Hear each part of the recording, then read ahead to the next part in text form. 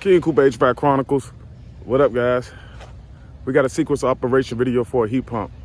You know my slogan, fist the plate, let's cook.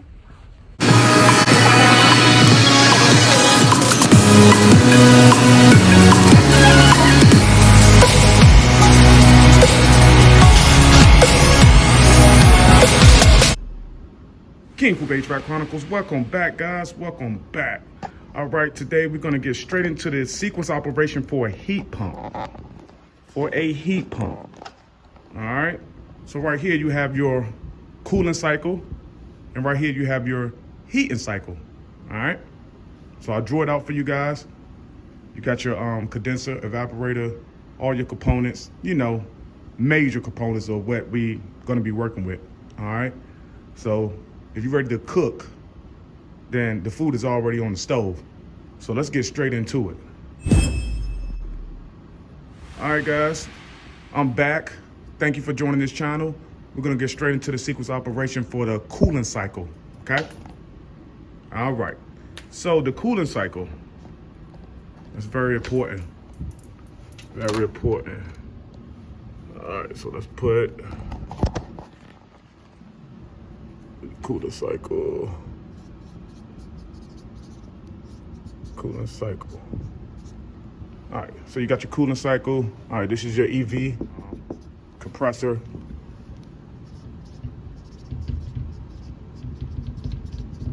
All right, bam, bam, bam, bam, bam.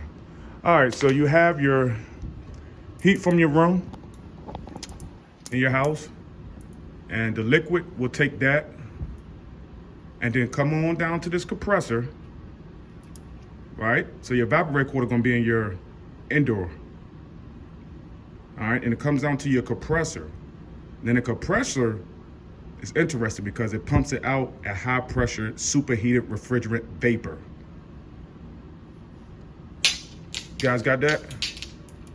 So once it does that, it flows through the evaporator core, and the outdoor vapor is put into and conceived into a thin outdoor core, and the air from the outdoor fan removes the heat from the vapor. When enough heat has actually recovered, the vapor condenses into a high pressure liquid, all right?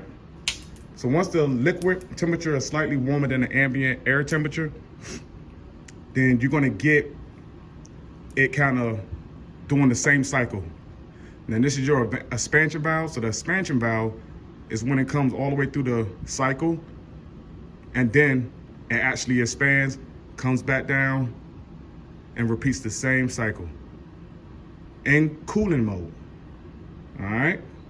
And then this warm air, high pressure liquid, it leaves the outdoor core and flows through the copper refrigerant liquid line. And then this is not the liquid or suction line. I'm just showing you the cycle. One could be suction, one could be liquid, but we're just gonna show you just the cycle because I can't draw out this whole thing for you guys, all right? All right, now at the end of the liquid line, the refrigerant passes through a metering device. The metering device reduces the pressure and temperature. Now all the components that I'm telling you about, I don't have it kind of drawn up in here, but if you actually look at your heat pump, you will know exactly where the components are at and how do they function, all right? So as the liquid line under reduced pressure, it's gonna enter the indoor core surface. And once it enters the indoor core surface, right? We back to this point, guys. Once it enters the indoor core surface, it expands and absorbs heat from the indoor air passing over the fans. All right? So let me translate that for you. We come in with liquid. We're gonna take the heat and the air from the inside of your house or whatever like that. It's gonna bring it down to liquid. It's still in liquid form. Then it's gonna go through the compressor. The compressor is gonna compress it into vapor, high pressure vapor. So when it comes down to the high pressure vapor, what it does is it's going to compress and go through your reversing valve. Then it flows through the outdoor vapor, and then it comes into your condenser outside and repeats the same cycle. All right, guys, makes sense? So your expansion valve is right up there. All right, so the refrigerant vapor then travels through the insulated vapor line. So the vapor line is gonna be the big kind of line. That's gonna be like the suction line. So whenever you got like a, I would say 3/4 or a 7/8, that's gonna be your big line on the outdoor unit. All right, you got your liquid line and your vapor line. All right, so the accumulator controls liquid refrigerant and refrigerant oil flow back to the compressor. So if I have like a, let's say right here, that's gonna be my filter. So therefore you can see your filter coming down, the refrigerant that's going through there. So if you see like bubbles, or you know it's very toxicity or toxic, and you know it got a bunch of dirt and stuff in there, then you can actually see through this sight glass basically a roundabout number of the temperature that's coming out and how it's affecting your compressor. All right, so once that refrigerant vapor flows through the suction line to the compressor, the cycle repeats again, and that's where it goes back to your expansion valve. All right, because you're just repeating the same cycle. And for the heating, when we get to that, you're just reversing it. Simple. Heat coming in, comes out liquid, turns it to vapor, heat out, same cycle. So all you're doing is just rotating the same cycle. All right, now if you wanted to get to the electrical part with this situation, I'm gonna draw a thermostat for you. All right. Let's say we're gonna put the thermostat right here, bam. All right, you got your thermostat, but you have your red, common, W, Y. You got your backup, gonna be Y2. What else we got? We got our fan, got our OB. OB, makes sense? So this is my thermostat. Let's say it's about 68 degrees. 24 volts. Bam. So with the electrical cycle, it's going to be similar to the standard cooling system, right? The thermostat is going to call for 24 volts. It's going to send 24 volt signal through the Y terminal to the compressor contactor, right? And then the Y terminal to the compressor contactor outdoor unit, the compressor and outdoor fan will start. Then at the same time, the 24 volt flows through the G terminal. We into a furnace. All right, so now we got the furnace and door. I know I'm not the best drawer, but let's say this, bam. Let's say that your blower motor. So that's gonna be your squirrel cage. Motor right there, that's gonna be your motor. Your board, computer board, most likely is gonna be right there. You're gonna have your coil. That's gonna be your indoor coil. But I'm just painting a picture for you guys because it's the same thing as if I was doing it with the evaporator coil, like I told you guys. That's all the evaporator coil is basically this. So I'm just painting a picture with a furnace or an air handler so you guys can transfer this information and see like, dang, okay, I see what he talk about. Thermostat, all this goes together, sequence of operation. So that's why I'm painting this picture. And I left this out at first and I'm drawing it for you now so you guys can follow me, all right? So basically, the 24 volt signal from the compressor and contactor outdoor unit stops.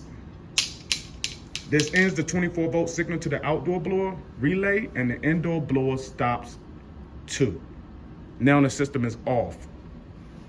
It's gonna repeat the cycle. You put it on 68 or whatever you put it on. If you have like a 2, I think the dead band is 2 degrees, 2 or 3 degrees. So once it satisfies, it'll cut it off. So don't be alarmed. It's typical. But now we're gonna switch the cloth. With that being said, we're gonna see what's going on in this kitchen with this food cooking, and we're gonna get to the heating cycle. All right, so if you guys ready, I'll be right back. Welcome back. We're gonna wrap this video up in a little bit, but before we do that, let's go through the heating cycle. We done the cooling cycle. Let's go through the heating cycle. All right. So first things first, guys. Let me just put on here what I put on here for the cooling. I'll tell you guys, EV. Expansion valve. All right, this is gonna be heating cycle. Got your compressor down here.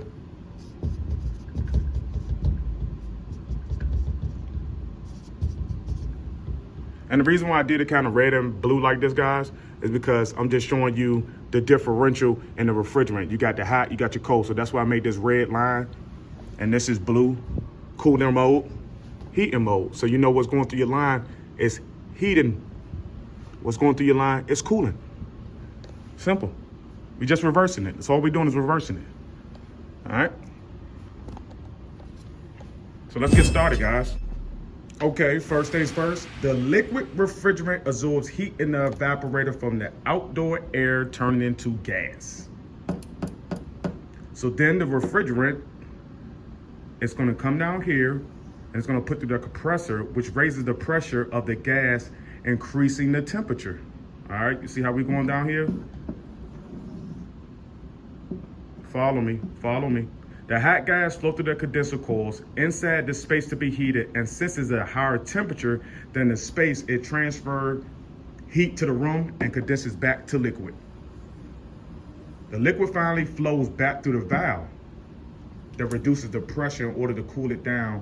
Then it repeats the same cycle. So first thing first, guys, we're gonna do the same type of setup, same exact setup. All right, for the heating cycle, okay, the operation is the same as the cooling cycle. The difference is the position of the reversing valve and how the refrigerant of the reversing valve flow. So if you notice, guys, I just gave you guys a sequence of operation of it's going this way, all right? So then I just reversed it for you. Now it's going this way. See? See how simple that is?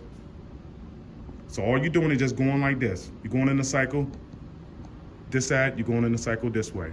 Showed you your thermostat right here. You have your air handler or furnace or whatever you got at home, gas furnace. Heating cycle is the same exact way. All right, so what you're gonna do first is we're setting the thermostat to, let's say, heat mode. It automatically powers up the solenoid valve and the reversing valve. All right, so by the solenoid valve, let's just say it's right here. That's what I'm gonna say is that, all right? So the compressor pumps out high pressure superheated refrigerant vapor. The vapor leaves the compressor, then through the reversing valve. Then the refrigerant flows to the insulated indoor vapor line. All right? And the blower is gonna remove the heat from the refrigerant vapor, warming indoor air, heating up the house. So you're just going straight into a circle. The refrigerant is gonna flow. The high pressure liquid is gonna leave the coil, flows into the copper refrigerant line, and the existing. All right, makes sense? Makes sense, guys? And okay, as far as the cooling liquid, under reduced pressure, it's gonna enter the outdoor coil surface. Outdoor coil, most of the time, is gonna be referred to as a condenser. Now, when they say evaporator, the evaporator is more likely is gonna be inside. All right, the condenser is most likely gonna be outside, most of the time. So as the cool liquid under reduced pressure enters the outdoor coil, the surface, it expands and absorbs heat into the fin. The fin is basically your outdoor coil, the metal. It's like a steel type of shield around your unit. So in your outdoor unit, you're gonna have a shield. And that's what gets dirty most of the time and clogs up your compressor, your filter and everything, because it's making it work overtime So we want them coils and them fans clean, guys. The cold refrigerant travels through the larger outdoor vapor line to the reversing valve, and the accumulator, like I told you guys, accumulator, it holds liquid refrigerant, and the refrigerant oil controls their flow back on the compressor. And the flow of the small port inside the accumulator bottom, it basically evaporates. So refrigerant vapor flows through the suction line, then it goes through the intake of the compressor, and then the cycle repeats itself, equivalent to the cooling cycle. Now, I'm not going to draw the thermostat for you and the furnace or whatever you got for you, because we just went through the whole sequence of operation. Very simple. All right. So what we're going to get to straight, we're going to go right back to this thermostat, because I'm not going to draw another one for you guys. Okay, you're going to set the thermostat to your heat mode. Automatically powers the reversing solenoid valve. Simple. Make sense? Then a thermostat calls for stage first heat. First stage heat. Make sense? Still in heat mode, guys. I'm just showing you how it works without the cooling coming on. It's gonna be straight heating. Send 24 volts to the Y terminal, then the compressor contact on the outdoor unit, and compressor outdoor fan starts. Right? At the same time, the 24 volt signal flows to the G terminal right here. And the outdoor blower relay, the indoor blower relay starts together. At the first stage, heating is not enough, for the building. Then the second stage will kick on. That's gonna be your electrical package. Make sense? Okay. All right. Electrical heater package.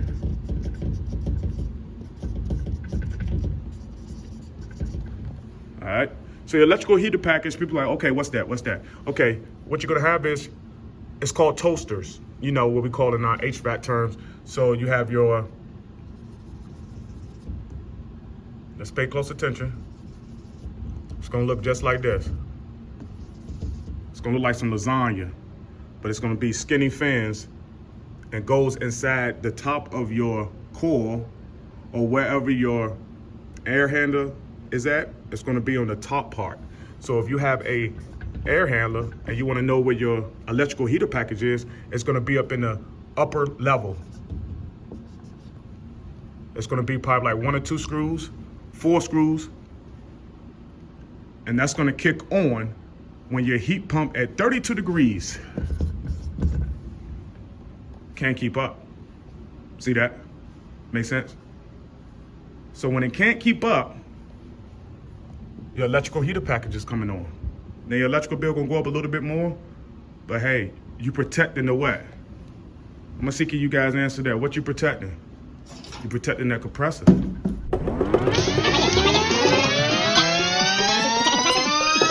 Keep that on.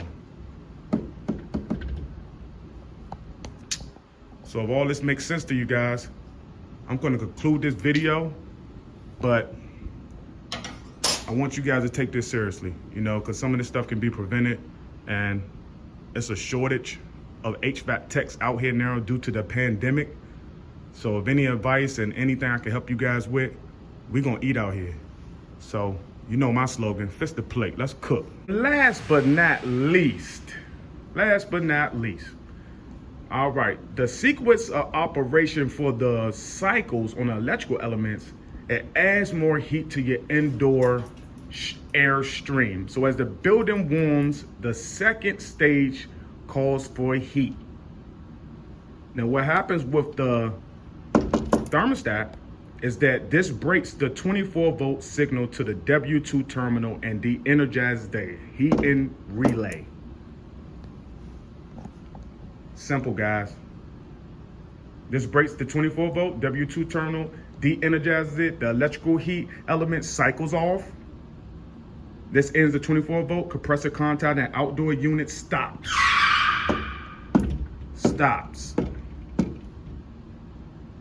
All right. So you want to get to the defrost board. That's going to be the last thing we're going to touch. All right, let's touch on this defrost board. All right, the heat pump operates in heat mode. The defrost controls the buildup of ice.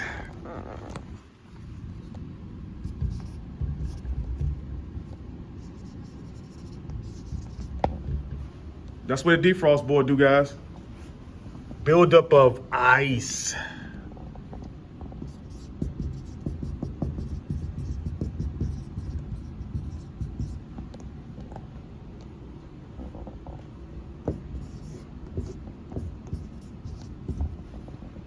All right, you got your components on there. So the defrost board controls, let's say, got a couple of components on there. That's gonna be on your outdoor unit when you open up your panel. All right. So the defrost board detects buildup of ice. Okay. The reversing valve solenoid de-energizes, directing hot gas from the compressor to the outdoor coil to defrost. And the outdoor unit stops. Right? Then the cool air is going to prevent it from melting the ice of the hot refrigerant. And when the defrost control detects the ice has been melted, it terminates the defrost board. So you're gonna have two pins on this defrost board that you can jump out. And once you get like something grounded, you can ground it out together. Let's say like a piece of thermostat wire. Cut it, slice it. Two ends gonna be copper. Energize it just to see if it's on or not, just to see if it works. We're forcing it on now. So don't panic, guys, when you see your outdoor unit full of ice. You either have a bad filter, let's say clogged filter. All right, clogged filter. Buildup of ice, right? Build up of ice. See that? Make sense? So you got a clogged filter. What else can you have for the buildup of ice? Low on refrigerant.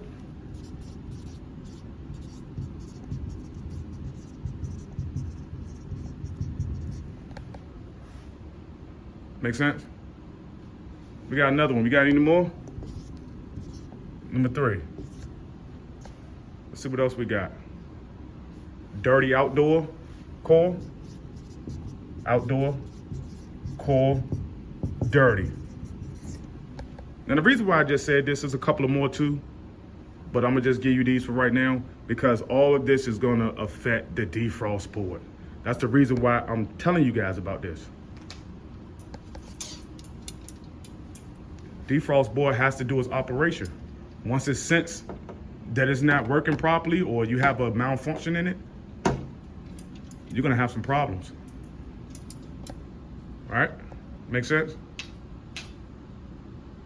So last but not least, a defrost board basically controls and recognizes the layer of the ice on the outdoor core. And while it's in that method, when it recognizes it necessary, it defrosts it. Now, if it's bad, it's not gonna defrost it. All right, so just make sure your defrost board is good out there when your mechanic come and check it. You know, get your paperwork. Because it's gonna be a cold winter. So that might conclude the video with this, guys. I went through all the sequence of operation for the heat pump. Let's make that clear. So like, comment, subscribe. Thank you for watching another video. Peace. Let's cook.